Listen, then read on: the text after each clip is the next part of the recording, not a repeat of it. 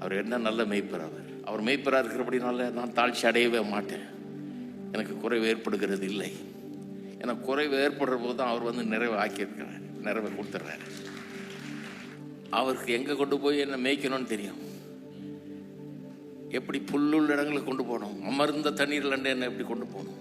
என்னுடைய ஆத்துமா கலங்கி இருக்கும்போது, பயப்படும் போது, நான் அஞ்சும் போது, பல்வேறு சூழ்நிலைகளுக்கு வாழ்க்கையில் பாருங்கள், இந்த உலகத்தில் பல்வேறு சூழ்நிலைகள் இருக்குது. தேவைகள், வியாதிகள், அது இதுன்னு ஏதாவது ஒன்று வந்து தாக்குது இல்லையா? அதெல்லாம் வரும்போது அஞ்சும் போது ஆத்துமாவை தேற்றுகிறார். என் எண்ணங்களை, என்னுடைய உணர்ச்சிகளை அமைதிப்படுத்துகிறார், பதற்றத்தை நீக்குகிறார். எத்தனை பேர் ஆத்துமாவில் தேற்றப்பட்டிருக்கிறீங்க? மரண இருளின் பள்ளத்தாக்கில் நடந்தாலும் நான் பொல்லாப்புக்கு பயப்படேன், தேவரீர் என்னோடு கூட இருக்கிறேன். அப்படின்னா என்ன அர்த்தம்?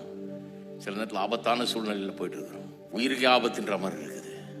அப்போ கூட அவர் நம்ம கூட இருக்கிறார். அந்த பள்ளத்தாக்கில், அந்த வேலியில், அந்த இருளில் ஐயோ இங்கே வந்து சிக்கிக்கிட்டமேன்னு இருக்கிறோம். ஆனால் அவர் நம்ம கூட இருக்கிறார். அவருடைய கோலும் அவருடைய தடியும் நம்மை தேற்றும். சத்துருவுக்கு ஒரு பந்தியை நமக்கு ஆயத்தப்படுத்துகிறார். விரோதி வந்து பார்த்து வெட்கப்பட்டு பொறாமப்பட்டு வயிறறிஞ்சு போகிற மாதிரி அவன் நம்ம நாசமாக போகணும்னு நினைக்கிறான் பிசாசு. சிலரையும் தூண்டுறான், அவங்களும் அப்படி நினைக்கிறாங்க சிலர் நினைக்கிறதுனால.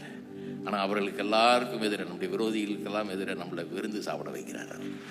தலையை எண்ணெயால் அபிஷேகம் பண்ணுகிறார். எப்படியெல்லாம் சொல்லியிருக்கு பாரு. அவர் தான் மேய்ப்பர். எத்தனை பேருக்கு சந்தோஷம் இந்த மேய்ப்பர் உங்கள் மேய்ப்பர்னு?